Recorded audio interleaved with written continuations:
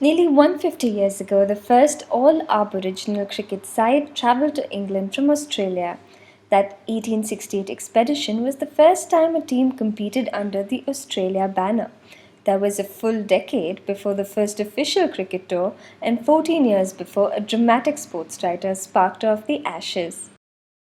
The story of that first tour, though, is in parts both fascinating and horrifying. They are the first Australian natives who have visited this country on such a novel expedition, but it must not be inferred that they are savages, wrote the Sporting Life. The Times called it a travesty upon cricketing at Lord's. The Indigenous Australian side played 47 two-day games, winning 14 and losing as many.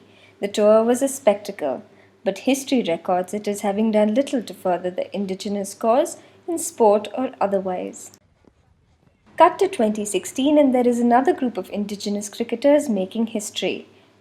The women from Australia's Indigenous national team travelled to India for a 10-day tour under very different circumstances, but their tour is no less path-breaking. Congratulations to you all for being here. It's such an honour to be able to, I think, represent your country at any sport.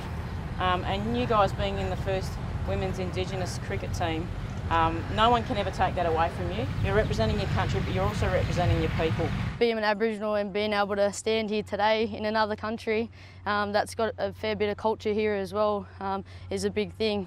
This is the start of something hopefully really special, and that what we do here today in this tournament sets us up for the future, and also being able to inspire future and fellow Aboriginal players to continue a pathway into cricket like we have today.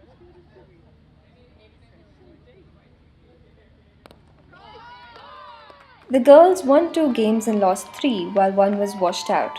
But the tour was about so much more. When they head home, they go back as pioneers, set to inspire another generation of Australian cricketers to reach for new heights and head to new shores.